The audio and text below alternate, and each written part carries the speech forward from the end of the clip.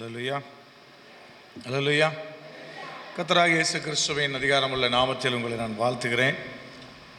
முதல் முறையாக சபையில் கர்த்தருடைய வார்த்தையை பகிர்ந்து கொள்ளும்படி கர்த்தர் எனக்கு பாராட்டின கிருபைக்காக நான் கர்த்தருக்கு நன்றி செலுத்துகிறேன். என்னை அன்போடு கூட அழைத்த பாஸ்டர் வின்சென்ட் ஐயா அவர்களுக்கும் நன்றிகளையும் வாழ்த்துடன் தெரிவிக்கிறேன். தேவனாய் கர்த்தர் உங்களை ஆசீர்வதிப்பாராக. கண்களை மூடலாம், ஜெபிக்கலாம். எங்கள் பரிசுத்த தகப்பனே, எங்கள் வல்ல பிதாவே, உடைய அன்பின் பாதத்தில் நாங்கள் ஒருமிக்க நாங்கள் கடந்து வருகிறோம். இந்த காலை வேளையில் உடைய ஊழியர்களாய் போதகர்களாய் இணைந்து உடைய சமூகத்தில் வந்து அமர்ந்து பாடி துதித்து ஜெபித்து கர்த்தருடைய வார்த்தைக்கு நேராய் ஆயத்தமாக இருக்கிற இந்த வேளையில் என் தகப்பன் அடியனை மறைத்து நெறிகளோடு கூட பேசும்படியாக இந்த மண் ஓட்டிலிருந்து தேவனாய் கர்த்தருடைய மகிமையை வெளிப்படுத்தும்படியாக எங்கள் பரிசுத்தருடைய பாதத்தில் ஒப்பு கொடுக்கிறோம். இயேசு கிறிஸ்துவின் அதிகாரமுள்ள நாமத்தில் ஜெபிக்கிறோம் எங்கள் ஜீவனுள்ள பரிசுத்த பரம தகப்பனே, ஆமென். 1 பேதுருவின் புஸ்தகம் 5ஆம் அதிகாரம் முதல் 4 வசனங்களின் அடிப்படையில் ஆண்டவராகிய கர்த்தர் நமக்கு கொடுத்திருக்கிறதான ஆலோசனைகளை நாம் தியானிக்க போகிறோம். தேவனாகிய கர்த்தர் தாமே இந்த வார்த்தைகளை விளங்கிக் கொள்ளவும் கீழ்ப்படிய பண்ணவும் தேவன் உங்களுக்கு கிருபை செய்வாராக. அல்லேலூயா. பேதுரு தன்னுடைய அனுபவத்தை குறித்து அந்த முதல் வசனத்தில் விதமாய் சொல்லுகிறார். யாராவது ஒருத்தர் வாசிக்கலாம். 1 பேதுரு 5:1. உங்களில் உள்ள மூப்பருக்கு உடன் மூப்பனும் கிறிஸ்துவின் பாடுகளுக்கு சாட்சியும் இனி வெளிப்படும் மகிமைக்கு பங்காளியுமாயிருக்கிறேன். நான் புத்தி சொல்லுகிறது என்னவென்றால் என்று பேதுரு ஆரம்பிக்கிறார். அழகான வார்த்தையை கொண்டு சொல்லுகிறார், இனி வெளிப்படும் மகிமைக்கு பங்காளியாயிருக்கிற நான். அதுக்கு பின்னாடி 4ஆம் வசனத்தில் விதமாய் சொல்லுகிறார், அப்படி செய்தால் பிரதான மேய்ப்பர் வெளிப்படும் போது மகிமையுள்ள வாடாத கிரீடத்தை பெறுவீர்கள் என்று அந்த பகுதி என்பது விதமாக இந்த 4 வசனங்களில் முடிக்கிறார். இனி வெளிப்பட போகிற மகிமைக்கு பங்காளியுமாக இருக்கிற நான் சொல்லுகிற புத்தி என்னவெனில் அப்படின்னு பேதுரு சொல்லுகிற வார்த்தை என்பது இடம்பெறுகிறது. ஒருவேளை இந்த இடத்துல பெரும்பாலும் பாஸ்டர்கள் போதகர்கள் இருப்பீர்கள் என்று சொல்லி நான் விசுவாசிக்கிறேன். ஒருவேளை நம்மை போல போதக அழைப்பை பெற்று ஒருவேளை ஆடுகளை மேய்ப்பாயாக என்று தேவனிடத்திலிருந்து கட்டளையை பெற்று அதன் அனுபவத்தில் வளர்ந்ததான பேதுரு விதமாய் சொல்லுகிறார், இனி வெளிப்பட போகிற அந்த மகிமைக்கு நான் பங்காளியாக இருக்கிறேன் என்கிற வார்த்தையை அவர் பயன்படுத்துவது எழுதப்பட்டிருக்கிறது. ஒருவேளை உங்களுக்கு எனக்கும் தேவன் அந்த கிருபை தந்திருக்கிறார். அல்லேலூயா, அல்லேலூயா. இனி வெளிப்பட போகிற மகிமைக்கு நாம் யார் அப்படி கேட்டீங்கன்னா பங்காளிகள், பங்காளிகள், சுதந்திரவாளிகள், பங்குள்ளவர்கள் என்பதனுடைய அடிப்படையில் அவர் எழுதுவது எழுதப்பட்டிருக்கிறது. ஒருவேளை பேதுருடைய அனுபவம் உங்களுக்கு நன்றாய் தெரியும். இயேசு கிறிஸ்துவோடு கிட்டத்தட்ட 3 வருஷ ஊழிய அனுபவம். அந்த ஊழியத்தின் அனுபவத்தில் கெத்செமனேயை பார்த்தவர், கல்வாரியை பார்த்தவர், மறுரூப மலையை பார்த்தவர். இந்த 3ஐ குறித்து ஒருவேளை உங்களோடு பேசணும்னா நிறைய பேசலாம். கெத்செமனேயினுடைய அனுபவத்தை அறிந்த பேதுரு, கல்வாரியினுடைய காரியத்தை நன்றாய் உணர்ந்து அறிந்திருக்கிற பேதுரு, மறுரூப மலையினுடைய அனுபவத்தையும் கண்ட பேதுரு, விதமாய் பலவிதமான காரியங்களிலே உடனிருந்து கற்று அறிந்து அனுபவித்த பேதுரு சொல்லுகிறார், இனி வெளிப்பட போகிற மகிமைக்கு நான் பங்காளியா இருக்கிறேன். இனி வெளிப்பட போகிற மகிமைக்கு நான் பங்காளியா இருக்கிறேன். ஆதலால் நான் உனக்கு புத்தி சொல்லுகிறேன். தன்னை ஒரு அப்போஸ்தலனாக இருந்தால் கூட அவர் சொல்லுகிற வார்த்தைகளை நன்றாய் கவனித்தீர்களானால், உங்களில் உள்ள மூப்பருக்கு உடன் மூப்பன். தன்னை அப்போஸ்தலன் என்று சொல்லலை, என்ன சொல்றாரு? உடன் மூப்பனாக இருக்கிறேன் என்று அவர் எழுதுகிறார். இதெல்லாம் தேவனிடத்திலிருந்து ஆழ்ந்து அவர் பெற்றுக்கொண்ட அனுபவமாக இருக்கிறது. ஒருவேளை விசுவாசிகளை காட்டிலும் இன்றைக்கு தேவனுடைய ஊழியர்களுக்கு கீழ்ப்படிதல் மிக மிக மிக மிக குறைவு. விசுவாசிகளுக்கு கூட கீழ்ப்படிதல் என்ன செய்யுது? என்னங்க உங்களாம் சொல்கிறேன், ஏன்னா நான் சவுத்து பார்த்தெல்லாம் பேச வரல. இப்போ துவக்கத்திலிருந்து வின்சென்ட் பாஸ்டர் சொல்லிட்டே இருந்தார், முன்னாடி சேர் காலியாக இருக்குது வாங்க, முன்னாடி சேர் காலியாக இருக்குது வாங்கன்னு. எத்தனை பேர் வந்தீங்க? அப்படியே பின்னாடி உட்காந்துருந்தா அப்படியே உட்காந்துருந்தீங்க. அப்புறம் லேட்டாக வந்தவங்களாம் அப்படியே ஃபில் ஆனீங்க. அப்போ நான் சொல்கிற தப்பு இல்லை இல்லையா? விசுவாசியை விட கீழ்ப்படிதல் மிக மிக குறைவானவர்கள் போதகர்கள், பாஸ்டர்கள். இப்படி சொல்கிற வார்த்தை தப்பு இல்லை இல்லையா? நல்லா ஒரு மாதிரியே பார்க்குறீங்க. உங்கள்கிட்ட சொல்கிறேன், நான் திரும்ப சொல்கிறேன், சில நேரத்தில் சில காரியம் நம்ம குத்துச்சுன்னா நம்ம தான் திருத்திக்கிடணும். எதை நம்ம செஞ்சுக்கிட்டு இருக்கிறோமோ அதை பற்றி பேசும்போது சந்தோஷமாக இருப்போம். ஆமாம் ஆமாம் நான் இதை செய்கிறேன், அதனால் ரொம்ப சந்தோஷமாக இருக்கிறேன். எதை நான் செய்யலையோ அதை பற்றி பேசும்போது கொஞ்சம் குத்தும் குடையும். அப்போ நம்ம குத்துதுன்னா என்ன அர்த்தம்னா, அந்த காரியத்தில் நம்ம என்னவா இருக்கிறோன்னு அர்த்தம், ரொம்ப வீக்காக இருக்கிறேன்னு அர்த்தம்.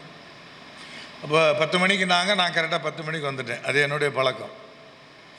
10 மணிக்குன்னு பாஸ்டர் சொன்னார், 10 மணிக்கு வந்துட்டேன். நீங்கள் எத்தனை பேர் வந்தீங்க கரெக்டாக?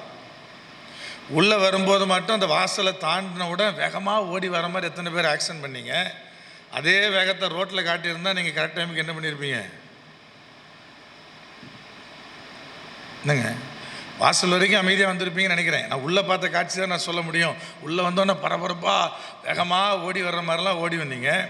அப்போ அதே மாதிரி வீட்டிலேருந்து ட்ரை பண்ணியிருந்தீங்கன்னா எத்தனை மணிக்கு வந்திருப்பீங்க? அதனால் உங்களாம் சொல்கிறேன், வேறு யாரையும் சொல்லலை.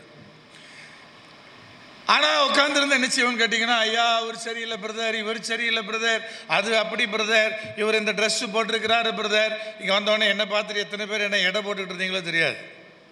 ஆனால் இதுகளிலேயே நம்முடைய நேரத்தை என்ன செஞ்சுக்கிட்டு இருக்கிறோம், செலவழிக்கிறோமே தவிர பேதுருமானவர்கள் நம்மளால் சொல்ல முடியுமா, ஐயா வரப்போகிற அந்த மகிமையுள்ள காரியத்திற்கு பங்காளியாக இருக்கிற நான் சொல்லுகிறேன் என்று கிறிஸ்துவுடனே கிறிஸ்துவனுடைய கல்வாரியிலே, கெத்சமனையிலே, மறுரூப மலையிலே அவர் பெற்றதான அனுபவங்களின் அடிப்படையில் வரப்போகிற மகிமையை குறித்து ஒருவேளை உணர்ந்தவர்களாக நம்மால் இந்த வார்த்தையை சொல்ல முடியுமான்னு கொஞ்சம் யோசித்து பாருங்க.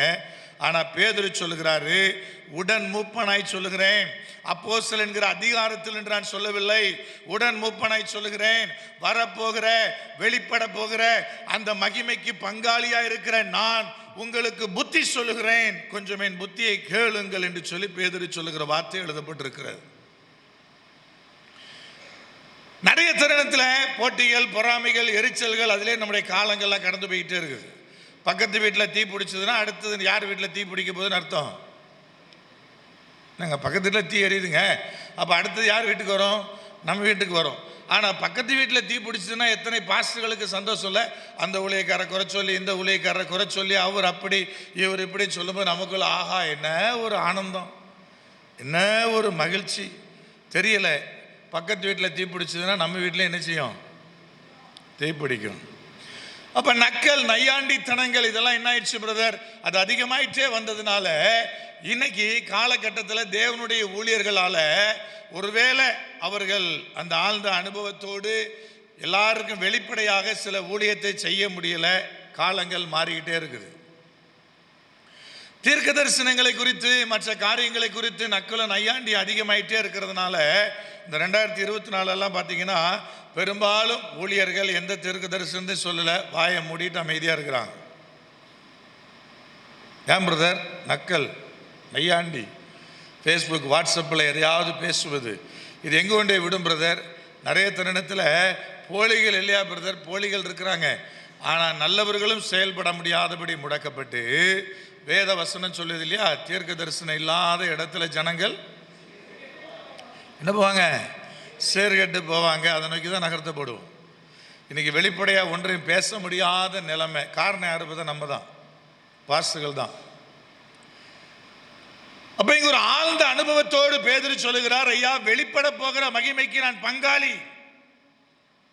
அந்த பங்காளி தனத்தில் என்று நான் சொல்லுகிறேன். நீங்களும் இப்படி செய்தீர்களானால் பிரதான மேய்ப்பன் வெளிப்படும் போது அந்த மகிமையில பங்குள்ளவர்களா இருப்பீர்கள். அதான் நமக்கு அழைக்கப்பட்டிருக்கிற நமக்கு ஒரு கோல், நமக்கு இருக்கிற ஆசீர்வாதம் அதுதான். இந்த உலகத்தில் என்ன வேணா வரும், என்ன வேணா போயிட்டே இருக்கு. வெள்ளத்தை குறித்து நிறைய ஜெபம் பண்ணியிருப்பீங்க, சில காரியங்களா ஸ்பெஷல் பிரேயர் கூட ஏற்படுத்தியிருப்பீங்க. ஆனால் வெள்ளத்தை விட ஆபத்தானது இந்த வாரத்தில் நடந்துகிட்டு இருக்குது. வெள்ளத்தை விட கூடிய ஆபத்தானது இந்த வாரத்தில் நடந்துட்டு இருக்குது, என்ன நேற்று நடந்தது, இந்த வாரம் முழுக்க அது மிகப்பெரிய அளவில் கொண்டு போகப்பட போகிறது. இதுதான் மிகப்பெரிய ஆபத்து. எதை விட? தூத்துக்குடி திருநெல்வேலி சந்தித்த வெள்ளத்தை விட மிகப்பெரிய ஆபத்து. இப்போ நன்றாக வேத வசனங்கள் நமக்கு இதைத்தான் சொல்லுகிறது. கடைசி காலம் இப்படி தான் இருக்கும், யாரும் மாற்ற முடியாது. ஆனால் பிரதான ஆசாரியன் வெளிப்படும் போது அந்த வெளிப்பட போகிற மகிமையில நான் பங்குள்ளவனாக இருப்பதற்கு தேவனாய் கர்த்தர் நமக்கு சில ஆலோசனைகளை கற்றுக் கொடுக்கிறார். அப்ப அனுபவித்து சொல்லுகிறார் பேதுரு, தன்னுடைய ஆழ்ந்த அனுபவத்தை கொண்டு சொல்லுகிறார், வெளிப்பட போகிற மகிமைக்கு நான் பங்காளியாக இருக்கிறேன், ஆதலால் உடன் மூப்பனாயிருந்து உங்களுக்கு நான் சில புத்திகளை சொல்லுகிறேன் என்று அவர் சொல்லுகிற புத்திமதி தான் இந்த 1 பேதுரு 5ஆம் அதிகாரம். இந்த அதிகாரத்திலிருந்து கண்டிப்பா நீங்க பிரசங்கம் பண்ணியிருப்பீங்க. அந்த 7ஆம் வசனத்தை, என்ன வசனத்தை? உங்களை விசாரிக்கிறவர் ஆனபடினாலே உங்கள் கவலையெல்லாம் அவர் மேல வைத்து விடுங்கள். அதை கண்டிப்பா பிரசங்கம் பண்ணியிருப்பீங்க. நல்லா புரிஞ்சு கொள்ளுங்க. அப்ப இது விசுவாசிகளுக்கு கொடுக்கப்பட்ட வார்த்தையா, நமக்கு கொடுக்கப்பட்ட வார்த்தையான்றது அடுத்த ஒரு கேள்வி வருகிறது. அப்போ அவர் சொல்லுகிற புத்திமதி என்ன? அதுதான் உங்களுக்கு முன்பதாக வைக்க நான் விரும்புகிறேன். 2ஆம் வசனத்தை வாசிக்கலாம்.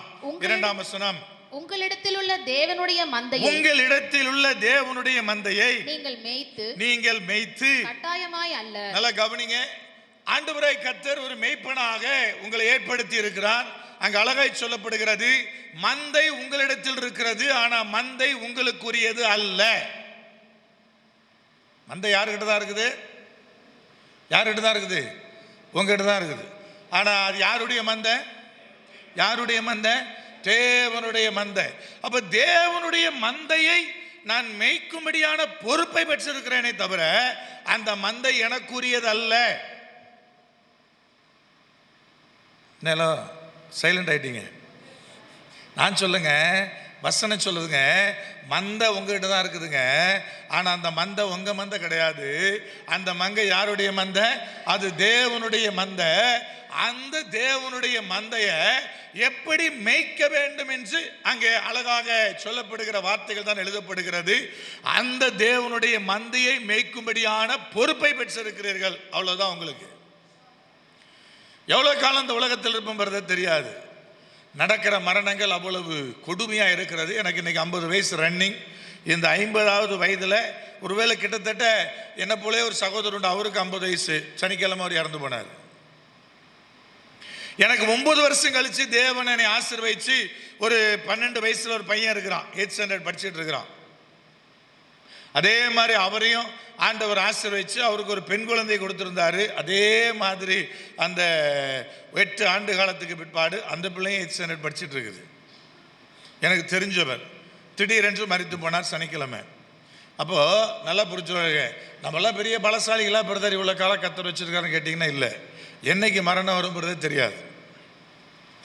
மரணம் என்னை முந்தி சந்திக்குமா, கிறிஸ்து என்னை முந்தி சந்திப்பாரா தெரியாது. வரப்போகிற கிறிஸ்து வெளிப்படுற வரை நான் இருப்பேனால் அதுக்கு முன்னாடி மரணம் சந்திக்குமா தெரியாது. ஆனால் இருக்கிற காலகட்டத்தில் என் மந்தை என் ஆடு என்று போராடத்தக்க அல்ல, அது மேய்க்கும்படியான பொறுப்பை தேவன் எனக்கு கொடுத்திருக்கிறாரே தவிர அந்த மந்தை யாருடைய மந்தை? தேவனுடைய மந்தை என்கிற உணர்வு ஒவ்வொரு மேய்ப்பனுக்கு இருக்க வேண்டும். அதை எப்படி மேய்க்க வேண்டும் அவர் சொல்லுகிறார், மேய்த்து கட்டாயமாய் அல்ல, மனப்பூர்வமாயும் அவலட்சணமான ஆதாயத்திற்காக அல்ல, உற்சாக மனதோடும் சுதந்திரத்தை இருமாப்பாய் ஆளுகிறவர்களாக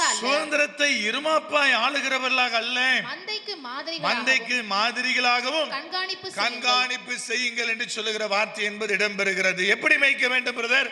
நீ முதல்ல மாதிரியாய் மாறு என்று ஆண்டவராய் கர்த்தர் சொல்லுகிறார். மந்தைக்கு நீ யாரு? நீ மாதிரியாய் மாற வேண்டும். அவர் சொல்லும்போது சொல்றாரு, கட்டாயமாய் அல்ல, கட்டாயமாய் அல்ல. நெடுங்கால ஊழியம் செஞ்சுட்டு இருக்கும்போது பார்த்தீங்கன்னா நிறைய அனுபவங்கள் வந்துடும். அந்த அனுபவத்தின் அடிப்படையில் ஒருவேளை எந்த ப்ரிப்பரேஷனும் இல்லாமல் எந்த ஜபமும் இல்லாமல் உங்கள் எல்லாரையும் இப்போ வந்து ஒரு 20 நிமிஷம் பேசு, அரை மணி நேரம் பேசுன்னா உங்களால் என்ன செய்ய முடியும்? பேச முடியும். எந்த ப்ரிப்பரேஷன்லாம் போய் நின்று எந்த மேடையில்னாலும் ஒரு அரை மணி நேரம் 1 மணி நேரம் நம்மளால் என்ன செய்ய முடியும்? செய்தி கொடுக்க முடியும். இப்படியெல்லாம் நம்ம சில காரியங்கள் அனுபவங்கள்லாம் பெற்ற பிறகு வாழ்க்கையில் உபத்திரம் வரும்போது, பாடு வரும்போது, ஞாயிற்றுக்கிழமை காலையில் ஒருவேளை ஆராதனை துவக்க நீங்கள் போகும்போது ஒரு மனநலம் இருக்கும். அதுதான் ஆண்டவர் சொல்றார், கட்டாயமாக இல்லை. முந்தின நாள் வர சமாதானமாக இல்லை, முந்தின நாள் வர நெருக்கடி. எத்தனை பேர் மனப்பூர்வமாக இன்னைக்கு அந்த மேடையில் ஏறுவாங்க அப்படி கேட்டிங்கன்னா அது ரொம்ப கடினமானது. சில என்ன பண்ணுறது, பாஸ்டர் ஆயிட்டோம், அதனால் என்ன செய்யணும், சண்டே ஆனால் ஒரு சர்வீஸை நடத்தணும், ஒரு செய்தியை கொடுக்கணும், ஒரு ஆராதனைன்னு ஒன்று என்ன செய்யணும், நடத்தணும், வேற வழியே இல்லை அப்படிங்கிற மாதிரி மனநிலையில் ஏறுவதை தேவனாகிய கர்த்தர் விரும்பவில்லை. நல்லா புரிஞ்சு சொல்லுங்க. இப்போ தேவனதை விரும்புகிறாரா பிரதர்? இல்லை. அப்போ ஆண்டவராகிய கர்த்தர் சொல்ல, கட்டாயத்தின் அடிப்படையில் அல்ல, மனப்பூர்வமாக, ஆதாயத்திற்காக அல்ல. அந்த ஆதாயங்கிற வார்த்தையை பயன்படுத்தும் சொல்ல, அவலட்சணமான ஆதாயம். கர்த்தர் அதை அவலட்சணமாக பார்க்குறார், அதாவது அருவருப்பாக பார்க்குறார். ரோட்டில் நீங்கள் நடந்து போகும்போது எதையாவது ஒன்று தேவையில்லாத ஒரு அசிங்கத்தை மீச்சிட்டிங்கன்னா உங்கள் முகம் லேசாக சொல்லிப்பீங்க தெரியுமா? முகம் மாறுமே. அதே மாதிரி ஆதாயத்துக்காக ஊழியம் செய்கிறவர்களை தேவன் பார்க்கிறார், அந்த அருவருப்பான முகத்தோடு. அப்ப ஆதாயத்திற்காக செய்கிற பணியை கர்த்தர் எப்படி பார்க்கிறது? அது அவலட்சணமானது, அது அசிங்கமானது, அது கேவலமானது. இப்ப தேவனாய் கர்த்தர் சொல்ல, கட்டாயமா அல்ல, வற்புறுத்தலின்படி அல்ல, வேறு வழியே இல்லை, இதை செய்தாக வேண்டும் என்ற நிலையில் அல்ல, ஆதாயத்திற்காக அல்ல, நீ மனப்பூர்வமாய் தேவனுடைய பணியை செய்யணும். தேவன் விரும்புகிறார் மனப்பூர்வமாக. அது ரொம்ப கடினமானது தான், ஆனால் அப்படி தான் செய்யணும் என்பது தேவனுடைய விருப்பம். கர்த்தர் எங்களுக்கு 2வது ஒரு மகனை கொடுத்தாரு, கொடுத்த தகப்பன் அதை எடுத்துக்கிட்டாரு. அதை ஞாயிற்றுக்கிழமை அன்னைக்கு காலையில் அதிகாலை ஒரு 6:30 மணிக்கு நடக்குது. நான் 8:30 மணிக்கு செய்தி கொடுக்கணும் ஆண்டுட்டு சபையில். அது எப்படி கொடுக்க முடியும் பிரதர்? அதை மனப்பூர்வமாக எப்படி கொடுப்பது? மனப்பூர்வமாக அந்த செய்தி எப்படி போய் அந்த ஜனங்களிடத்தில் சேர்ப்பது? அந்த ஒரு பெயின் இருக்கு பாருங்க, அது எவ்வளோ கடுமையானது. ஆனால் தேவனாய் கர்த்தர் சொல்ல, வேற வழியே இல்லை, நீ மேடையில் ஏறக்கூடாது. நீ மனப்பூர்வமாய் தேவனுக்காக ஊழியம் செய்யணும். உன் வாழ்க்கையில் என்ன பாடு வந்தாலும், உன் வாழ்க்கையில் என்ன இழப்பு வந்தாலும், உன் வாழ்க்கையில் என்ன காரியம் நடந்தாலும், தேவன் விரும்புவது ஐயா மனப்பூர்வமாய், ஆசையாய், தேவன் பேரில் வைத்திருக்கிற அன்பின் நிமித்தமாக ஆதாயம் கருதாதபடி நீ நின்று எனக்காக நீ மந்தையை மேய்த்தனா நீ வரப்போகிற மகிமைக்கு பங்காளியாயிருப்ப. நீ அப்படி செய்தால் பிரதான ஆசாரியன் வருகிற போது நீ அந்த வரப்போகிற மகிமைக்கு பங்காளியாக, வெளிப்பட போகிற மகிமைக்கு பங்காளியாக நீ இருப்பாய் என்பதை தேவனாகிய கர்த்தர் அங்கே அழகாய் தெளிவாய் சொல்லுகிறார். அப்போ ஆதாயத்திற்காகவும் அல்ல, கட்டாயமாயும் அல்ல, வேற வழியில் ஆரம்பிச்சிட்டோம் பிரதர், ஏதோ போயிட்டு இருக்கிறங்கிற மனநிலை இருந்துச்சுன்னா மாற்றிக்கிடுங்க. தேவனாய் கர்த்தர் சொல்றார், இல்லவே இல்லை, மனப்பூர்வமாக என் தேவனுக்காக, என் தேவனுடைய மந்தையை நான் மேய்க்கிறேன். என்னை கர்த்தர் அந்த மந்தையை மேய்க்கும்படியான பொறுப்பில் நிறுத்திருக்கிறார். என் ஆயுசு நாளளவும் தேவன் என் பேரில் நம்பிக்கை வைத்திருக்கிற அளவும் எனக்கு அந்த மந்தையை மேய்க்கும்படியான பொறுப்பு என்னிடத்தில் இருக்கும். ரொம்ப ரொம்ப நம்ம கவனிக்க வேண்டிய ஒன்றாக இருக்கிறது. வசனம் சொல்லுகிறது, உற்சாக மனதோடு, அழகாய் சொல்ல, மனப்பூர்வமாய், உற்சாகமான மனதோடு. பசி இருந்தாலும் சரி, பட்டினி இருந்தாலும் சரி, அந்த உற்சாக மனதோடு நான் இருக்க வேண்டும் என்று தேவன் விரும்புகிறார். தொழில் பண்ணிட்டு இருந்த என்ன கர்த்தர் முழு நேர ஊழியத்தை கூப்பிட்டார் 2007ஆம் ஆண்டில். சென்னையில் மடிப்பாக்கன்னு சொல்கிற ஒரு பகுதியில் எங்களுக்கு தொழில் ஸ்தாபனங்கள் உண்டு, கிஃப்ட் ஷாப் உண்டு, ரியல் எஸ்டேட் பண்ணிக்கிட்டு இருந்தேன், டிபார்ட்மெண்ட் ஸ்டோர் உண்டு. எல்லாவற்றையும் விட்டுட்டு ஊழியத்துக்கு வான்னு என்னை கர்த்தர் அழைத்தார். எல்லாத்தையும் தூக்கி போட்டு ஊழியத்துக்கு வந்தேன். துவக்க நாட்கள் அது மிக கடுமையாக இருந்தது. ஏனென்றால் என்னுடைய பெற்றோர் எல்லாரும் இவன் வாழ்க்கையிலே என்னை விளங்க மாட்டான்னு முடிவு பண்ணி வச்சுருந்தாங்க. 30 வயசில் நான் ஊழியத்துக்கு போகிறேன்னு சொல்லும்போது, இவன் நீ வாழ்க்கையில் விளங்க போகிறதில்ல.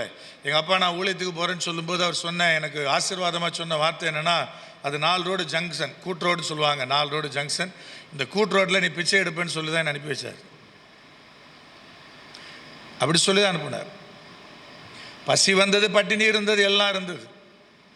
சாப்பிட வழி இல்லாத போது மாதம் 12,000 ரூபா நான் தேவனுக்காக நான் அந்த பணிகள் நான் செய்ய வேண்டிய எனக்கு தேவை உண்டு.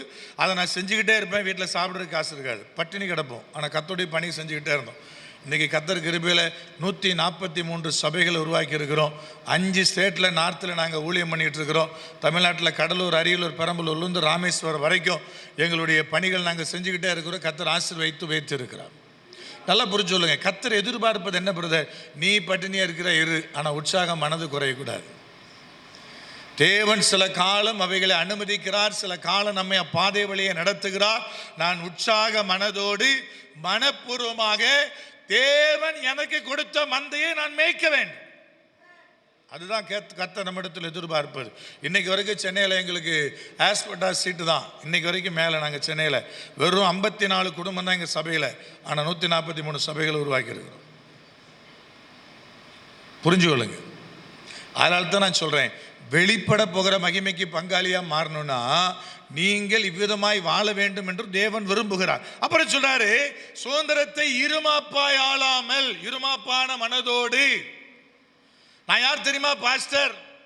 நான் சொல்றது நீ அப்படியே கேட்கணும். நான் யார் தெரியுமா அப்போஸ்தலன்? நான் யார் தெரியுமா? நான் இவ்விதமாய் உயர்த்தப்பட்ட நிலையில் இருக்கிறேன். நான் யார் தெரியுமா? யார் தெரியுமா? இதுதான் இருமாப்பு. அன்னைக்கு பேதுருவுக்கு அது இல்லை. மூப்பனுக்கு உடன் மூப்பனா இருந்து நான் புத்தி சொல்லுகிறேன். அதனால தான் அவரால் எழுத முடிந்தது, ஐயா இருமாப்பாய் ஆளாத, இருமாப்பாய் ஆளாத, மந்தையெல்லாம் உனக்கு அடிமை என்று நினைக்காத, மந்தையெல்லாம் உனக்கு அடிமை என்று நினைக்காத, அது தேவனுடைய மந்தை, அதை மேய்க்கும்படியான பொறுப்பு மாத்திரமே உனக்கு கொடுக்கப்பட்டிருக்கிறதே தவிர அது தேவனுடைய மந்தையா இருக்கிறது. அதனால இருமாப்பாய் ஆளாத. அது கீழே சொல்ல, மந்தைக்கு மாதிரியாகவும் மந்தைக்கு கண்காணியாகவும் இருங்கள். திருச்சியிலிருந்து ஒரு பாஸ்டர் என்னை சந்திக்க வந்தார். வந்து என்னை பார்த்து கேட்டார், பிரதர் நான் 32 வருஷமா பாஸ்டரா ஊழியம் பண்ணிட்டு இருக்கிறேன், ஆனா இன்னைக்கு வரைக்கும் என்னுடைய அழைப்பு என்னன்னு எனக்கு தெரியல அப்படின்னாரு. நீங்க எனக்கு ஜோம் பண்ணி என்னுடைய அழைப்பு தான் என்னன்னு சொல்லுங்களேன். நான் சொன்னேன், பாஸ்டர் நீ யாரா வேணா அழைக்கப்பட்டிரு, ஆனால் யாரா நீங்கள் அழைக்கப்பட்டிருந்தாலும் சரி, உங்களுக்கு 2 வேலை இருக்குது. 2 வேலை நீங்கள் செஞ்சாகணும். அதுக்கு தான் கர்த்தர் உங்களுக்கு அந்த அழைப்பை கொடுத்துருக்கிறார். இப்போ நமக்கு இதுவே பெரிய பிரச்சனை. என்ன பிரச்சனைனா, நான் சுவிசேஷகனா, நான் பாஸ்டரா, நான் தீர்க்கதரிசியா, என் அழைப்பு என்ன பிரதர், அவன் அழைப்பு என்ன பிரதர், அவன் அழைப்பு நீங்கள் அந்த தீர்மானிக்கிறீங்க. அப்போ அவர்கிட்ட சொன்னேன், பைபிள் ஒரு வசனம் இருக்குது பிரதர், நீ என்னவா வேணா அழைப்பு பெற்று, ஆனால் செய்ய வேண்டிய வேலை 2 இருக்குது, அதை நீ செஞ்சுதான் ஆகணும். வாசிக்கலாமா? ஒரு முறை வாசிக்கலாம். எபேசியர் புத்தகம் 4ஆம் அதிகாரம் 12-13 வசனங்கள். எபேசியர் 4:12-13. பரிசுத்தவான்கள் சீர்பொருந்தும் பொருட்டு, பரிசுத்தவான்கள் சீர்பொருந்தும் பொருட்டு, சுவிசேஷ ஊழியத்தின் வேலைக்காகவும், சுவிசேஷ ஊழியத்தின் வேலைக்காகவும், கிறிஸ்துவின் சரீரமாகிய சபையானது, கவனிங்க, 1 சுவிசேஷ ஊழியத்தின் வேலைக்காகவும், 2 கிறிஸ்துவின் சரீரமாகிய சபையானது, கிறிஸ்துவின் சரீரமாகிய சபையானது பக்தி விருத்தி அடைவதற்காகவும், பக்தி விருத்தி அடைவதற்காகவும், அவர் சிலரை அப்போஸ்தலராகவும், சிலரை தீர்க்கதரிசிகளாகவும், சிலரை சுவிசேஷகராகவும், சிலரை மெய்ப்பராகவும், போதகராகவும் ஏற்படுத்தினார். பிரதர் 5 வகையான ஊழியத்திற்கு 2 வேலை இருக்கு. 1 சுவிசேஷம் அறிவிக்கணும், 2வது சபை பக்தி விருத்திக்கு நீங்க என்ன செய்யணும், பயன்படணும். 2 வேலையும் செஞ்சுதான் ஆகணும். அப்போ என்ன செய்யணும் பிரதர்? அவரும் அதை செஞ்சுதான் ஆகணும். அவர் சுவிசேஷம் அறிவிக்கணும், சபையில இடத்துல போய் சபையை உருவாக்கணும் பிரதர். அப்புறம் என்ன பண்ண பிரதர்? உருவாக்கி ஞானஸ்தானம் கொடுத்த மந்தையெல்லாம் அடுத்த மாதம் அடிச்சு பற்றிடணுமா? என் கேள்வி உங்களுக்கு புரியுதா இல்லையா? ஏங்க, ஒரு இந்த சபையை எடுத்துக்கிடுவோம், ஒரு மாதத்துக்கு 10 பேர் உள்ளே வராங்க பிரதர், புதிய ஆத்துமா. 20 பேர் வெளியே போயிட்டாங்கன்னா சபை வளருமா? அப்போ என்ன ஆகணும் பிரதர்? இருக்கிற 20 தக்க வைக்கப்படணும், புதிதாகி வருகிற 10 என்ன செய்யப்படணும், சேர்க்கப்படணும். பாஸ்டர் பிரதர் எனக்கு என்ன வேலை பிரதர்? உங்களுக்கும் வேலை இருக்குது. தெருவா போ, வில்லேஜாக போ, சுவிசேஷத்தை கொண்டு பிரசங்கம் பண்ணு, அதுவும் உங்கள் வேலை தான். ஏற்கனவே கர்த்தர் கொடுத்திருக்கிற தேவனுடைய மந்தையை காப்பதும் கண்காணிப்பதும் யாருடைய வேலை தான்? உங்கள் வேலை தான். 2 நடந்தான் சபை வளரும். நான் யாருன்னு போட்டி போட வேண்டிய அவசியம் இல்லை. செய்ய வேண்டிய வேலை 2 இருக்கு, 2ஐயும் செய்வியா? அது எதுவாக இருந்தானே அதை செய்வோம் என்கிற மனநிலை இல்லாமல் நாம் இருக்க முடியாது. நான் பாஸ்டர், இன்னைக்கு எனக்கு கீழே ஒரு 100 ஆத்மா இருக்குது பிரதர், இதுக்கு பிறகு எனக்கு வேறு வேலை இல்லை பிரதர். என்ன வேலை? அதுக்கு பிறகு ஒவ்வொரு ஆத்மா வீட்லேயும் பர்த்டே வரும், அப்புறம் திருமண நாள் வரும், அப்புறம் ஒரு வீட்டுக்கு என்னங்க எல்லாம் ஒரு மாதிரியே பார்க்குறீங்க, 100 குடும்பம் வந்துருச்சு. அப்புறம் என்ன பிரதர்? 365 டேஸும் எனக்கு பிறந்தநாள் தான், என்னதான் எனக்கு திருமண நாள் தான், அப்புறம் கொண்டாட்டம் தான். எல்லா வீட்டுக்கும் போன பிரதர், எல்லாரையும் பார்த்து எல்லாரும் ஜோம் பண்ண, வேலை முடிஞ்சுட்டா? இல்லை. கர்த்தர் சொல்றார், இல்லை முடியல. இது மாத்திரம் வேலை இல்லை, இதுவும் வேலை தான். புதிதாய் சுவிசேஷத்தை அறிவிப்பதும் உங்க வேலை தான். அப்ப அறிவிக்கிறது மட்டுமா பிரதர் வேலை? அப்படி போனீங்கன்னா இருக்கிற ஆத்துமா காணாம போயிடும். அப்ப கண்காணியுங்கள், கண்காணியுங்கள். ஆத்துமா மேல கண்காணிப்பு என்பது அவசியமான ஒன்றாய் இருக்கிறது, அவசியமான ஒன்றாய் இருக்கிறது கண்காணிப்பு. அப்ப பாஸ்டர் தன்னுடைய ஆடுகளை கண்காணிப்பது ஆடு விரும்புதா பிரதர்? இந்த காலத்தில் விரும்புறது இல்லை. இந்த காலத்தில் ஆடுகள்லாம் என்ன நினைக்குது பிரதர், மந்தை என்ன நினைக்குது அப்படி கேட்டிங்கன்னா, பெரிய கூட்டம் கூட்டமாக போகிற சபைக்கு போனோம். நான் மாதத்தில் ஒரு நாள் போனாலும் யார் பாஸ்டர் எனக்கு யாருன்னே தெரியாது. காமெடியாக சொல்லுவாங்க இல்லையா, எனக்கு சிஎம்ஏ தெரியும், ஆனால் அவருக்கு தான் என்ன யாருன்னு தெரியாது.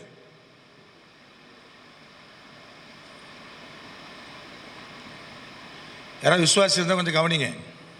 சிஎம் எனக்கு தெரியுங்க, ஆமாங்க எல்லாரும் தெரியுங்க. உங்கள் சிஎம் யாரும் உங்களுக்கு தெரியும், எங்கள் சிஎம் யார் தமிழ்நாட்டில் எங்களுக்கு தெரியும், ஆனால் அவருக்கு உங்களுக்கு தெரியுமா? அப்புறம் அவரு தெரியாத போது உங்களை எப்படி கண்காணிப்பார்? ஆனால் மந்தை அப்படி ஆசைப்படுது. என்னை யாரும் கேட்கக்கூடாது.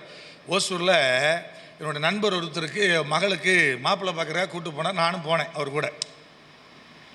அப்போ அந்த ஒரு தம்பி இருந்தான் ஓசூரில், அவன்கிட்ட கேட்டேன். அவரும் டாக்டரு, இவர் மகளும் டாக்டர்கிட்ட கேட்டேன் எங்கேம்மா போகிறேன்னு. நான் ஒரு ஆய்வுக்குரிய சபைக்கு போகிறேன்னு, பெங்களூரில் இந்த மாதிரி ஒரு சபைக்கு போகிறேன்னாரு. எவ்வளோ நாளாக போய்ட்டுருக்கிறேன்னு, 3 வருஷமாக அங்கே தான் போய்ட்டுருக்கிறேன், எனக்கு அதான் பிடிக்கும் அப்படி ரொம்ப இதாக பேசிக்கிட்டே இருந்தார். பேசிக்கிட்டே இருந்தா அவர்கிட்ட அவங்க பாஸ்டர் பேர் என்னன்னு கேட்டேன், தெரியாதுன்னாரு. அப்போ போகிறேன்னு பொய் சொன்னாரா பிரதர்னு கேட்டேன்னா, இல்லை போகிறேன்னு சொன்னது உண்மை, ஆனால் பாஸ்டர் பேரே தெரியாது. பிறகு எப்படி பாஸ்டர் இவளை கண்காணிப்பாரு? வசனம் என்ன சொல்லுது? மந்தேனை கண்காணிக்க வேண்டும். கண்காணிக்கல என்ன பிரதர்? தேவையில்லாத ஓனாய் வரும், தேவையில்லாத காரியம் உள்ள வரும், அதனால என்ன பிரதர்? அழிவு வரும். நேரம் இல்லாதனால நான் வேகமான போகிறேன். 2 கொரிந்தியர் 12 பவுல் ரொம்ப ஆதங்கப்பட்டு ஒன்றை சொன்னார். நீங்கள் அதை கவனிப்பது ரொம்ப ரொம்ப அவசியமான ஒன்று. 12ஆம் அதிகாரத்தை திருப்புங்க, அதில் இருக்கிற 1, 2 வசனங்களை வாசிக்கலாம்.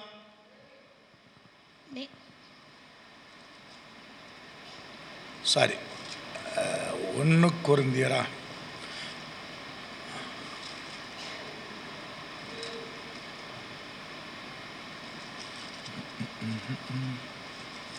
ரெண்டு கொரிந்தியர் புஸ்தகம்,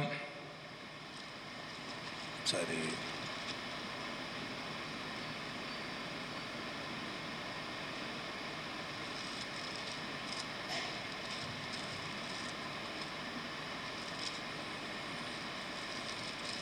11ஆம் அதிகாரம் 1-2 வசனம். என் புத்தியினத்தை நீங்கள் சற்றே சகித்தால் நலமாயிருக்கும். என்னை சகித்தும் இருக்கிறீர்களே, நான் உங்களை கற்புள்ள கன்னிகையாக, அது கீழே சொல்ல, நான் உங்களை கற்புள்ள கன்னிகையாக கிறிஸ்து என்னும் ஒரே புருஷனுக்கு ஒப்புக் கொடுக்க நியமித்தபடியால், கிறிஸ்து என்னும் ஒரே புருஷனுக்கு ஒப்புக் கொடுத்த நியமித்தபடியினால் உங்களுக்காக தேவ வைராக்கியமான வைராக்கியம் கொண்டிருக்கிறேன். உங்களுக்காக தேவ வைராக்கியமான வைராக்கியம் நான் கொண்டிருக்கிறேன். ஆகிலும் சர்ப்பமானது தன்னுடைய தந்திரத்தினாலே ஏவாளை வஞ்சித்தது போல உங்கள் மனதும் கிறிஸ்துவை பற்றிய உண்மையினின்று உண்மையிலிருந்து விலகும்படி கெடுக்கப்படுவோம் என்று பயந்திருக்கிறேன். நல்லா கவனிங்க, கெடுக்கப்படுமோ என்று பயந்திருக்கிறேன். அந்த அதிகாரம் முழுவதும் வாசித்து பாருங்க. அவர் சொல்றார், ஐயா கற்புள்ள கன்னிகையாக நான் உங்களை மணவாளனுக்கு ஒப்பு கொடுக்க தீர்மானித்திருக்கிறபடினால கொஞ்சம் எனக்குள்ள பயம் வருது. என்ன பயம் வருது அப்படி கேட்டிங்கன்னா, ஒருவேளை கெடுக்கப்பட்டிருவீங்களோ, வேறு ஏதாவது ஒரு கிறிஸ்துவை கொண்டு வந்து யாராவது பிரசங்கித்துருவாங்களோ. கிறிஸ்துவை தான் கொண்டு வருவான், இயேசுவை தான் கொண்டு வருவான், ஆனால் வேற இயேசுவை கொண்டு வருவான். சுவிசேஷத்தை கொண்டு வருவான், ஆனால் வேற சுவிசேஷத்தை கொண்டு வருவான். சுவிசேஷம்னா என்ன? சத்தியம்னா என்ன?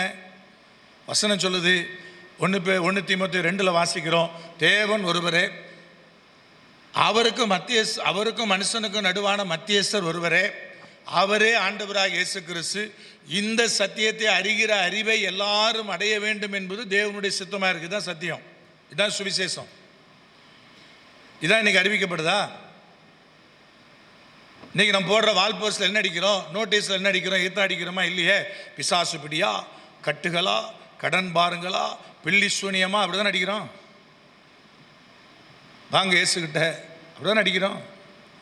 என்னங்க, நான் யோசிக்கிறேன், ஒருவேளை எனக்கு அந்த காலகட்டத்தில் முந்தி மிஸ்ஸரிகள் பணியாற்றிய காலகட்டங்களை அச்சடித்த நோட்டீஸ் யார்கிட்ட கிடைச்சுன்னா பாருங்க, நிச்சயமா இப்படி அச்சடிச்சிருக்க மாட்டாங்க.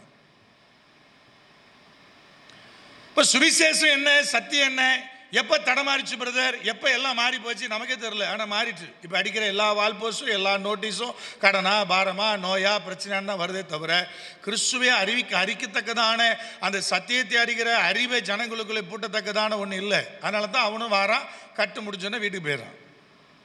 நம்ம அதுக்கு தானே கூப்பிட்டோம் அவனை, இயேசுவை ஏட்டு சொல்லிய கூட்டம். கடன் பாரணம் மாறினா வாங்கினோம், வந்தான், கடன் மாறிச்சு, வீட்டுக்கு போயிட்டான். யார் வீட்டுக்கு? அவன் பழைய வீட்டுக்கு. எப்படி மாறிச்சு பிரதர்? வேற இயேசு வருவாரு, வேற சத்தியம் வரும், வேற சுவிசேஷம் வரும். அதான் அந்த அதிகாரம் முழுவதும் பேசினார். எனக்கு பயமா இருக்குது, பதட்டமா இருக்குது. ஆதியில பரிபூரணமா இருந்த ஆதாமி ஏவாளையுமே பிசாசு வந்துச்சுட்டானே, இன்னைக்கு பரிபூர்ண மனுஷனா இல்ல, பாவத்தில் கர்ப்பம் தரிக்கப்பட்டிருக்கிற என் ஆடுகளை ஒருவேளை வஞ்சித்து விடுவார்களோ, கெடுத்து விடுவார்களோன்னு ஒரு பயம். அந்த பயத்தினால சொன்னாரு, ஐயா சில நேரத்தில் நான் புத்தியினமா கூட பேசிடுவேன், என் புத்தியீனத்தை பொறுத்துக்கிட்ட மாதிரி நீங்கள் இன்னும் கொஞ்ச நாள் என்ன பண்ணிக்கங்க, புத்தியீனத்தை பொறுத்துக்கிடுங்க. ஏன்னா எனக்கு பயமாக இருக்குது, என் ஆடுகளை கற்புள்ள கன்னிகையாக என் தேவனிடத்தில் நான் சேர்க்கணுமே, அதனால் ஆதங்கப்படுறேன், அதனால் பயப்படுறேன். நமக்கு ஒரு பிள்ளை இருக்குன்னு வைங்களேன், கரெக்டாக 12, 13, 14 வயசு ஆன உடனே பிள்ளைக்கு என்ன பண்ணுறது கேட்டிங்கன்னா நிறைய காரியத்தை பேசிக்கிட்டே இருக்கிறோம், போதிச்சுக்கிட்டே இருக்கிறோம்.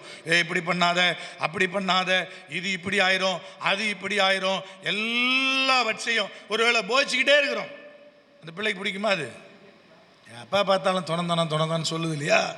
நம்ம ஏன் போதிக்கிறோம்? நமக்கு ஒரு பயம், என் பையன் கெட்டுருவானோ. அதே மாதிரி கண்காணிப்பு மந்தையில் இருக்கட்டும் கர்த்தர் சொல்றாரு. மந்தையை பார்த்துக்கன்னு சொல்றாரு, மந்தையை கண்காணின்னு சொல்றாரு. மந்தை மேல அந்த கண்காணிப்பு இல்லைன்னா மந்தை காணாம போயிருன்றாரு. யாரோ ஒருத்தர் வஞ்சித்து கொண்டு போயிருவாங்கன்றாரு. அப்படிதான் வசனம் சொல்லுது. ஒரு எக்ஸாம்பிள் கொண்டு சொல்கிறேன்.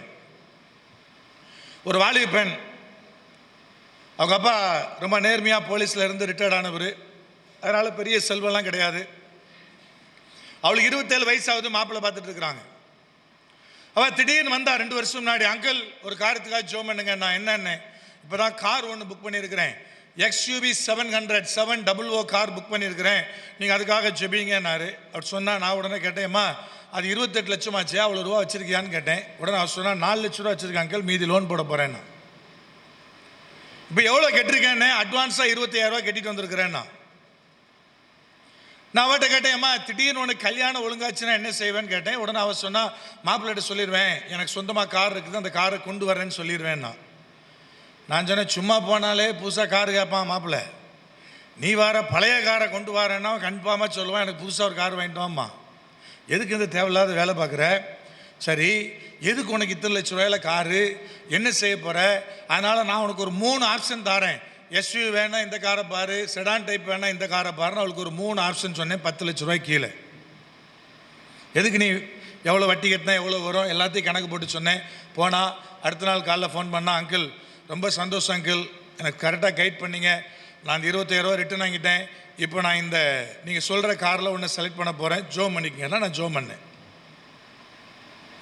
ஏன்னா அந்த பொண்ணோட வீட்டு தேவை என்னன்னு தெரியும், அந்த பொண்ணு வீட்டில் என்ன இருக்குன்னு தெரியும், எல்லாம் எனக்கு தெரியும்.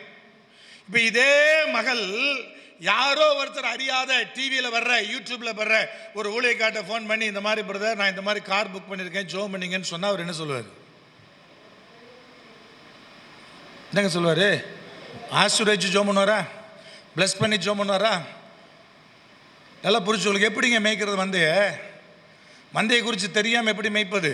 அந்த மந்தை எனக்கு ஒரு கண்காணிப்பு, ஒரு ஆள் வேணும்னு நினைக்காம இருக்கிற மந்தை எப்படி மேய்க்கப்படும்? அப்போ எப்படி ஏமாற்றப்படுது பிறர்? எங்கிருந்தோ வருகிற, யாரோ வருகிற ஏதோ ஒன்று வஞ்சிக்கிறது, ஏமாற்றுகிறது. அதனால தான் கர்த்தர் சொன்னார், மந்தையை மேய்ப்பது போல மந்தையை பாதுகாப்பது மிக மிக முக்கியமானது. அதனால தான் சொன்னார், கண்காணிப்பாயிரு. பவுலுக்குள்ள அந்த பதட்டம் இருந்துச்சு, எனக்கு பயப்படுறேன்னாரு.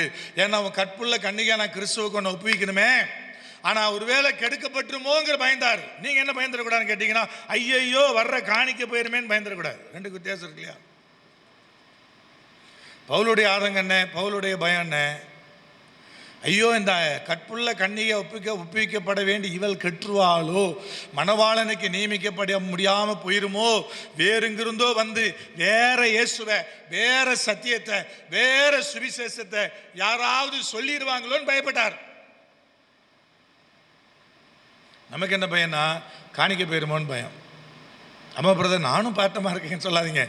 அந்த அளவு கற்புள்ள கன்னிகையாக உங்கள் மந்தையை மேய்க்கவும், மந்தையை பாதுகாக்கவும், மந்தையை கண்காணிக்கவும் நீங்கள் அப்படி ஒப்பு கொடுக்க வேண்டும் என்று தேவனாய் கர்த்தர் விரும்புகிறார். அக்கிலன்னு சொல்ல பாருங்க 5ஆம் வசனத்தில், மகா பிரதான அப்போஸ்தலரிலும், சாரி 1 பேதுரு 5:5 வாசிங்க. அந்தபடி இளைஞரே மூப்பருக்கு கீழ்ப்படியுங்கள். நீங்கள் எல்லோரும் ஒருவருக்கொருவர் கீழ்ப்படிந்து மனத்தாழ்மை அணிந்து கொள்ளுங்கள். பெருமை உள்ளவர்களுக்கு தேவன் எதிர்த்து நிற்கிறார், தாழ்மை உள்ளவர்களுக்கோ தேவன் கிருபை அளிக்கிறார். முதல்ல மூப்பருக்கு கீழ்ப்படிங்கன்னாரு, அப்புறம் சொன்னார் ஒருவருக்கொருவர் கீழ்ப்படிங்கள்னாரு.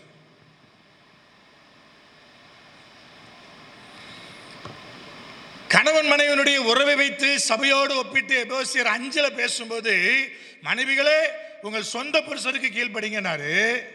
அதுக்கு முந்தின வரியில பவுல் எழுதினாரு ஒருவருக்கொருவர் கீழ்ப்படிங்கள், எழுதிட்டு தான் மனைவிகளை கீழ்ப்படிங்கள்னாரு. இதே பேதுரு முன்னாடி வருகிற அதிகாரங்களை பார்த்தீங்கன்னா 2ஆம் அதிகாரத்தில் அதிகாரங்களுக்கு கீழ்ப்படிங்க எழுதினாரு. 3ஆம் அதிகாரத்தில் கணவருக்கு எஜமானர்களுக்கு கீழ்ப்படிங்க எழுதினார். 2ஆம் அதிகாரத்தில் 3ஆம் அதிகாரத்தில் என்ன சொன்னார் கேட்டீங்கன்னா கணவருக்கு கீழ்ப்படிங்க எழுதினார். ஒவ்வொரு அதிகாரத்திலும் கீழ்ப்படுதலை பற்றி பேசிக்கிட்டே தான் வரார். அதிகாரத்துக்கு, எஜமானர்களுக்கு, கணவருக்கு நிறைய பேசிக்கிட்டே வரார். இங்கே வந்து சொல்றாரு ஒருவருக்கு ஒருவர் கீழ்ப்படிந்துரு, மூப்பருக்கு கீழ்ப்படியுங்கள், அதே போல ஒருவருக்கொருவர் கீழ்ப்படியுங்கள். நல்ல ஆலோசனை சில நேரத்தில் சின்ன பிள்ளைகிட்ட இருந்து கூட வரும். நீங்க புத்தியினமா பார்க்கிற, இவனுக்கெல்லாம் ஒண்ணுமே தெரியாது நினைக்கிற ஒரு மனுஷனிடத்திலிருந்து கூட ஒரு நல்ல ஆலோசனை வரும். அப்ப கீழ்ப்படிய மறுக்கிறவர்களுக்கு அந்த ஆசீர்வாதத்தை பெற்றுக்கொள்ள முடியாது. அடிமை பெண்ணுகிட்ட இருந்து நாகமானுக்கு ஆலோசனை வந்துச்சு.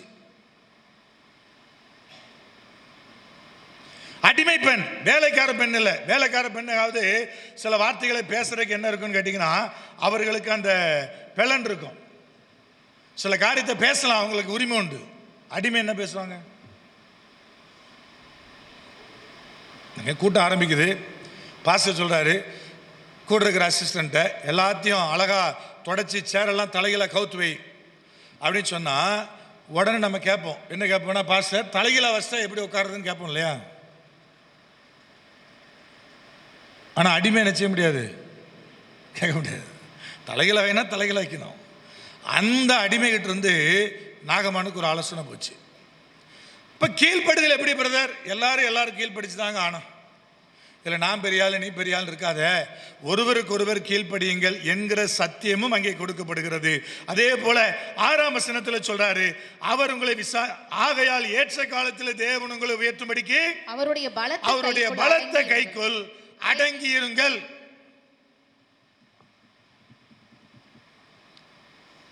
இதை நீங்க நினைச்சிட கூடாதுன்னு கேட்டா, யாருக்கோ கொடுக்குற சத்தியம் பிரதர். நான் டெய்லி எங்க சபை மக்களை சொல்றேன், கர்த்தர் சொல்ற உங்களுக்கும் இருக்குதியா அந்த சத்தியம்ன்றார். கர்த்தர் உயர்த்துற வர என்ன செய், அடங்கி. உயர்வுன்னு நான் நினைக்கிறது வேற, கர்த்தர் நினைக்கிறது வேற. நமக்கு எக்ஸாம்பிள் யாரு பிரதர்? யாரோ முன்னாடி இருக்கிற ஒரு பெரிய பாஸ்டர் நமக்கு முன்னாடி எக்ஸாம்பிளா இருப்பார். அதே மாதிரி சபை, அதே மாதிரி இது, அதே மாதிரி 5 ஆராதனை. பிரதர் ஊழியன்னு ஒன்று துவங்கியாச்சு பிரதர், உடனே மேகசின் போடணும், அப்புறம் மேகசின் போட்ட உடனே டிவியில் வரணும், அப்புறம் யூடியூப் சேனல் ஆரம்பிக்கணும், அப்புறம் வெளிநாட்டுக்கு போகணும். இதெல்லாமே நம்ம வாழ்க்கையில் பார்க்குற உயர்வு நம்ம கணக்கிட்டு வச்சுருக்கிறது. என்னங்க, அமெரிக்கா போகையில், ஜப்பான் போகையில், பெங்களூர் போகையிலன்னு சொல்லி ஃப்ளைட்டில் ஏறும்போதெல்லாம் செல்ஃபி எடுத்து போடுறாங்கல்ல நிறைய பாஸ்டரு. அதே மாதிரி ஆண்டிப்பட்டி போகையில், அரசம்பட்டி போகையில் ஏன் போட மாட்டேங்கிறாங்க? அப்போ கர்த்தருடைய பார்வையில் லண்டனில் இருக்கிற ஆத்மாவுக்கு வேற வேல்யூ, பாண்டிச்சேரியில் இருக்கிற ஆத்மாவுக்கு வேற வேல்யூவா? கர்த்தருடைய பார்வையில் எல்லா ஆத்மாவும் ஒன்று தானே? இல்லை வெள்ளைக்கார தோளுக்கு எதுவும் கூடுதலாக மார்க் போடுவாரா?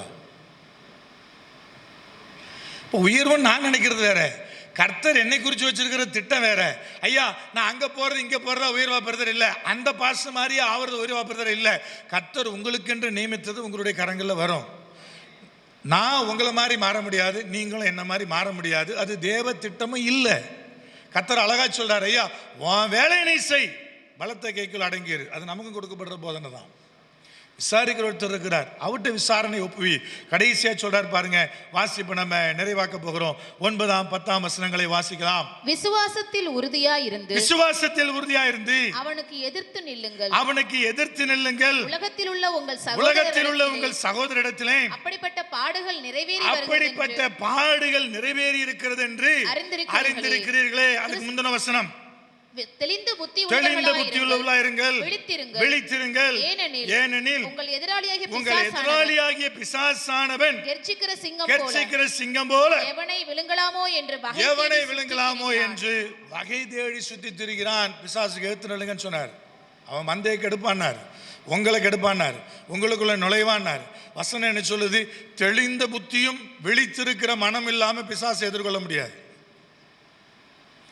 பிசாசு நேரடியா யுத்தம் பண்றதை விட உட்கார்ந்துருக்கிற சேரு கீழே குழி பறிக்கிறது அவனுடைய வேலை. அவனுக்கு தெரியும் எங்க தொட்டா என்ன நடக்கும் என்பதை அவன் அறிவான். உங்களை தொட்டா என்ன நடக்கும்?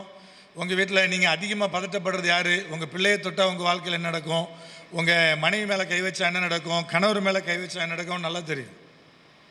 பக்காவா பிளான் பண்ணுவான், பக்காவா நடப்பிப்பான், பக்காவா ஒவ்வொரு காரியமா செய்வான். உங்களை குறிச்சிருக்கிற தேவ திட்டங்களுக்கு மாறாக முன்கூட்டியே உங்களை விரோதமாக சில காரியங்களை பேச வைப்பான். எனக்கு தெரிஞ்ச ஒரு பெரிய ஊழியக்காரர் எப்பவும் மற்ற ஊழியக்காரரை குறை சொல்லிட்டே இருப்பார். 2010-9 டைம்களில் அவர் ஒரு குறிப்பிட்ட பெரிய ஊழியக்காரத்தை குறித்து பேசினார். கருணாநிதி குடும்பம் மாதிரியா, எல்லாம் அவங்க குடும்பம் தான், குடும்ப அரசியல் மாதிரி குடும்ப ஊழியம் அப்படின்னு பேசினார். இன்னைக்கு அவருக்கு எடுத்து வளர்த்த மகன் உட்பட 4 பிள்ளைங்க, 4 பேரும் ஊழியத்தில் தான் இருக்கிறாங்க. ஆனால் ஊழியத்தில் யாருக்கும் பொறுப்பு கொடுக்க முடியல. ஏன்னா அவர் பேசுனதெல்லாம் கண்ணுக்கு முன்னாடி வந்து நிற்கும் இல்லையா? மேடை போட்டு எல்லாரையும் அவ்வளோ திட்டி அவ்வளோ பேசுனதெல்லாம் கண்ணுக்கு முன்னாடி நிற்கும்ல. அப்போ என்னுடைய பாரு என்ன, நான் ரட்சிக்கப்பட்ட ஒவ்வொரு குடும்பத்துக்கு போகும்போது நீங்கள் ஏதாவது ஆண்டுக்காக செய்யணும், கர்த்தருக்காக ஏதாவது நீங்கள் ஊழியம் பண்ணணும், கர்த்தருக்காக ஏதாவது செய்யணும் நம்ம போதிக்கிறோம். அப்போ நான் என் பிள்ளைக்கு நான் என்ன போதிக்கணும்? ஊழியத்துக்கு வராதுண்ணா. நீங்களாம் ஒரு மாதிரியே பார்க்குறீங்க. ரட்சிக்கப்பட்ட ஒவ்வொரு மனுஷங்கிட்டையும் ஒவ்வொரு வாலி பிள்ளைகள்ட்டையும், அப்பா நீ தேவனுக்காக சில ஊழியத்தை செய்யி, இதை செய்யி, அதை பண்ணி, கர்த்தருக்காக பணி செய்யன்னு சொல்லிக்கிட்டே இருக்கிறேன் இல்லையாண்ணா. அப்போ நான் என் பிள்ளைக்கு என்ன சொல்லணும்? அதுதானே சொல்ல முடியும். அப்போ மேடையில் வந்து ஓ அந்த பாஸ் இப்படி இந்த பாஸ் இப்படின்னு கூப்பாடு போட்டா நாளைக்கு கர்த்தர் தேவ நோக்கத்தை உன் வாழ்க்கையில் எப்படி நிறைவேற்றுவார்? அப்போ ஊழியக்காரனுக்கு பிறந்தான் என்கிற ஒரே காரணத்துக்காக அந்த பிள்ளை நான் ரோட்டில் போய் சாராய கடையா வைக்க முடியும்? ரட்சிக்கப்பட்ட ஒவ்வொரு மனுஷனுடைய அடுத்த கோல் என்னது? நான் ரட்சிக்கப்பட்டேங்க, தொழில் பண்ணிட்டு இருக்கிறேன், என்ன கர்த்தர் ரட்சித்தாரு, ரட்சித்த உடனே எனக்குள்ள வந்த என்ன எப்படி ஆகலாம்? அபிஷேகத்தை பெறணும். அபிஷேகத்தை பெற்ற உடனே வந்த என்ன ஏதாவது ஒரு ஊழியத்தை கர்த்தருக்காக செய்யணும், பார்ட் டைம் ஆகுது. அதான் ரட்சிப்பினுடைய நோக்கம். ரட்சிப்பு எங்க நோக்கி நகர்த்துது? அதை நோக்கி தான் நகர்த்துது. இதை மாறி என் வாழ்க்கையில என்னத்தை செஞ்சிட முடியும்? ஒன்னையுமே செய்ய முடியாது. அப்போ ஒரு பாஸ்டருக்கு, ஒரு இவாஞ்சலிஸ்டுக்கு, ஒரு ஊழியக்காரனுக்கு ஒருவன் அல்லது ஒருத்தி மகனாய் பிறந்தான் என்கிற ஒரே பாவத்துக்காக ஊழியத்தை தடுப்பீங்களா? என்ன ஆகுது பிரதர்? ஏற்கனவே நீ பேசுனதெல்லாம் முன்னாடி வந்து நிற்கும். அதனால தான் வசனம் போதிக்குது, ஐயா மந்தையை கவனமாக மேய், வசனத்தை தவிர வேற ஒன்றையும் பிரசங்கம் பண்ணாத. உங்கள் சொந்த கருத்து சோக கருத்தெல்லாம் ஜனங்களுக்கு தேவையில்லை. கர்த்தருடைய காரியம் மாத்திரம் தேவனுக்கு போதுமானது. உங்கள் சொந்த கருத்தை சோக கருத்தை எவன் மேலே உள்ள பொறாமையை, எவன் மேலே உள்ள எரிச்சலை கொண்டு நின்று மேடை நின்று முழங்குறது. அப்புறம் கரெக்டாக காலம் வரும், ஒரு 10 வருஷம் கழித்து முன்னாடி பேசுனதெல்லாம் வந்து இடிக்கும். அப்போ இருந்து அப்படியே முழிக்கிறது, திருன்னு இந்த ஆடு திருடுன மாதிரி, தேல் கொட்டின மாதிரி அப்படியே நின்று முழிக்கிறது. இப்போ எவன் பேசுனா உன்னை கத்தை வார்த்தைகளை பேசி சரியாய் கண்காணித்து நடத்தியா? நீ சாதாரண வேலைக்காரன், நீ தேவனுடைய ஊழியக்காரன், கிறிஸ்துவின் நிமித்தமாய் நீ ஊழியக்காரன் இருக்கிறே தவிர அதை விட மேன்மையானது உனக்கு என்ன இருக்கிறது? ஒன்றும் இல்லை. அவன் அழகா பிசாசு திட்டமிடுகிறான், நம்ம வார்த்தையை கொண்டே நம்மளை போடுறான். அப்போ தேவன் ஒரு நாள் யார் மீதும் பொறாமை கொண்டோ எரிச்சல் கொண்டோ சில காரியத்தை பேசும்படி அவர் என்கிட்ட சொல்லவே மாட்டார். அவருக்கு தேவை சத்தியம், அவருக்கு தேவை சுவிசேஷம், அவருக்கு தேவை கிருபையுள்ள வார்த்தைகள், அவருக்கு தேவை அந்த கிருபையுள்ள சுவிசேஷத்தை ஜனங்கள் ஏற்றுக்கொள்ளணும். புதிய ஆத்மா உள்ள வரணும், உள்ள இருக்கிற ஆத்மா பக்தி விருத்தி அடையணும். இதுதான் தேவனுடைய நோக்கம். இதுக்கு நம்ம சொந்த கருத்து எங்கிருந்து யூஸ் ஆகும்? ஒன்றும் யூஸ் ஆகாது. இப்ப அடுத்த வசனத்தை சொல்லி முடிக்கிறார். 10ஆம் வசனத்தை வாசித்து ஜெபிக்க போறோம். கிறிஸ்து இயேசுவுக்குள் நம்மை தமது நித்திய மகிமைக்கு அழைத்தவராய் இருக்கிறேன்.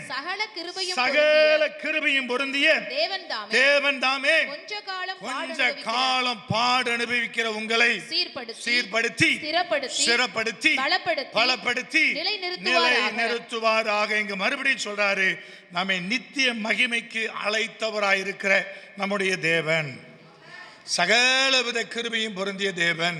அப்ப என்னுடைய அழைப்பு நித்திய மகிமைக்கு, பிரதான ஆசாரியன் வரும்போது வெளிப்பட போகிற மகிமைக்கு, வெளிப்பட போகிற அந்த மகிமைக்கு பங்காளிகளாகத்தான் தேவனாய் கர்த்தர் நம்மை அழைத்திருக்கிறார். ஆனால் இடைப்பட்ட காலத்தில் பாடு வரும், உபத்திரம் வரும். ஆனாலும் ஸ்திரப்படுத்துகிறவர், ஸ்திரப்படுத்துகிறவர், பலப்படுத்துகிறவர், நம்மை நிலைநிறுத்துகிறவர் நம்மோடு கூட இருக்கிறார். அல்லேலூயா, அல்லேலூயா. இப்போ நம்ம கோல் என்ன பிரதர்? நம்முடைய ஓட்டம் என்ன பிரதர்? தேவன் எனக்கு கொடுத்திருக்கிற அந்த பாதையில் நான் பொறுமையோடு ஓடி முடிக்கணும், நிலையா ஸ்டெடியாக ஓடி முடிக்கணும். உலகத்தில் முதல்ல ஓடுறவனுக்கு தான் பரிசு. ஆனால் கர்த்தருடைய காரியத்தில் அப்படி இல்லை, ஓடி முடிக்கிற எல்லாருக்கும் பரிசு. உலகத்தில் அப்படி இல்லை, 1 2 3 தான் பிரைஸ் கொடுப்பான், மற்றவனெல்லாம் கண்டுக்க மாட்டான். கர்த்தர் அப்படி இல்லை, ஸ்டெடியாக ஓடு, நிலையா ஓடு, உனக்கு நியமிச்சிருக்கிறதுல ஓடு, கண்காணிப்போடு இரு, இருமாப்பா இருக்காத, முழு மனதோடு உற்சாக மனதோடு உனக்கு கொடுத்திருக்கிற தேவனுடைய மந்தையினை சரியாய் மேய்த்தனா வெளிப்பட போகிற மகிமைக்கு நீங்களும் பங்காளிகளாக இருப்பீர்கள், நானும் பங்காளிகளாக இருப்போம். அப்படியே இருக்கிற இடத்துல கண்களை மூடலாம், அப்படியே ஒரு செகண்ட் எழும்பலாமே. இன்றைக்கு நாம் தியானித்திருக்கிற இந்த வார்த்தைகளோடாய் தேவனாய் கர்த்தர் உங்களோடு இடைப்பட்டிருப்பார் நான் நினைக்கிறேன். கீழ்ப்படிதல்ல நமக்கு மிகப்பெரிய பிரச்சனை இருக்கிறது. ஊழியர்களாகிய நாம் இந்த கீழ்ப்படிதலை கற்றுக்கொள்ளுகிறவர்களாக இருக்க வேண்டும் என்று தேவன் விரும்புகிறார். இன்னைக்கு கர்த்தர் ஒருவேளை உங்களோடு இடைப்பட்டிருந்தார்னா, சில காரியத்தில் குத்தப்பட்டிருந்தீங்கன்னா, இன்னைக்கு ஆண்டோடு சொல்லுங்க, ஆண்டவரே அவலட்சணமான ஆதாயத்துக்காக அல்ல, இருமாப்போடு அல்ல, கட்டாயமாய் அல்ல, மனப்பூர்வமாய் உற்சாக மனதோடு அப்பா ஒரு மாதிரியாக, என் மந்தைக்கு மாதிரியாக, தகப்பனே கண்காணிப்பு செய்கிறவனாக எனக்கு நீர் கொடுத்த மந்தையை மேய்க்கு எனக்கு பலன் தார். 3 முறை மறுதளித்த பேதுரு தான். நான் அவங்ககிட்ட ஆண்டவராக இயேசு கிறிஸ்து உயிர்த்தெழுந்த பிற்பாடு அதே 3 முறை கேட்டார். எந்த வாயால் 3 முறை மறுதளிச்சானோ அதே வாயால் 3 முறை கேட்டார், என்னை நீ நேசிக்கிறாயா, என் மேலே அன்பாக இருக்கிறாயா, இவர்கள் எல்லாரை விட நீ என்னை அதிகமாய் அன்பாக இருக்கிறாயா? இது அவர் கேட்ட கேள்வி. 3 முறையும் பதில் சொன்னார், என் ஆடுகளை மேய்ப்பாயாக, என் ஆடுகளை மேய்ப்பாயாக. ஆங்கில வேதாகமம் சொல்லுகிறது, ஒரு முறை என் ஆடுகளை போஷிப்பாயாக, ஃபீட் பண்ணுவாயாக என்னாரு, இன்னொரு முறை மேய்ப்பாயாக என்னாரு. ஆனால் 3 முறையும் அந்த மேய்க்கிற பலனை தந்தார். பாதாளத்தின் வாசலுக்கு முன்பதாகத்தான் சபை கட்டப்படும். நீங்கள் திரும்ப திரும்ப அதையே சொல்லிட்டு காலத்தை ஓட்டக்கூடாது. ஐயோ நான் இருக்கிற ஏரியா விக்கிரகம் அதிகமாக இருக்குது, நான் இருக்கிற ஏரியாவில் மிக அதிகமான போராட்டம் இருக்கிறது, எதிர்ப்பு இருக்கிறது, அப்படியே சொல்லிட்டு இருக்காதீங்க. இந்தியா முழுக்க எதிர்ப்பு இருக்கிறது. நீங்கள் ஊழியம் செய்கிற கிராமத்தில் மாத்திரம் இல்லை, நீங்கள் ஊழியம் செய்கிற பட்டணத்தில் மாத்திரம் இல்லை, எல்லா இடத்திலும் எதிர்ப்பு உண்டு, எல்லா இடத்திலும் எல்லா விதமான விக்கிரகங்களும் உண்டு தான். ஆனால் அந்த பாதாளத்தின் வாசலுக்கு எதிரே தான் தேவனுடைய சபை ஸ்தாபிக்கப்படும். அதைத்தான் தேவனாகிய கர்த்தர் நிலைநிறுத்துகிறவர். அப்படித்தான் இன்னைக்கு பேதுருவுக்கு தேவனாய் கர்த்தர் வாக்கு பண்ணினாய், நாடுகளை மேய்ப்பாயாக. அந்த மேய்ப்பனின் அனுபவம் பெற்றவன் சொன்னான், வெளிப்பட போகிற மகிமைக்கு பங்காளியாய் நின்று நான் புத்தி சொல்லுகிறேன்.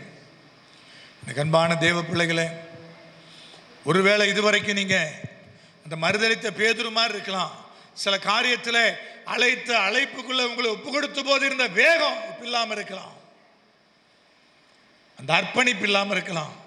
காலம் அப்படியே கொஞ்சம் கொஞ்சமாய் மாற்றி ஏதோ கட்டாயத்தின் பேரில் வேண்டா வெறுப்பாக சில பணிகள் நீங்கள் செஞ்சுக்கிட்டு இருக்கலாம். இந்த 2024ஆம் ஆண்டில் இந்த துவக்க மாதத்தில் ஒருவேளை கர்த்தர் நம்ம ஏன் சந்திக்க வைத்தாரோ தெரியாது, இது ஏன் பேச வைத்தாரோ தெரியாது. ஆனால் இருதயத்தை திறந்து ஆண்டவர்கிட்ட ஒப்பு கொடுங்க. ஆண்டவரே, நான் கட்டாயத்தின் அடிப்படையில் அல்ல, ஏதோ நான் ஒளியத்துக்குள்ளே வந்துட்டேன், இனி இதை விட்டு ஓடவும் முடியாது ஒளியவும் முடியாது என்கிற நிலையில் அல்ல, உற்சாக மனதோடு மனப்பூர்வமாய் நான் இந்த பணிகளை செய்ய எனக்கு பலன் தாரும் ஆண்டவரே. அவர் சீர்படுத்தி ஸ்திரப்படுத்தி நிலைநிறுத்தத்தக்க சகலவித கிருபையும் பொருந்திய தேவன்.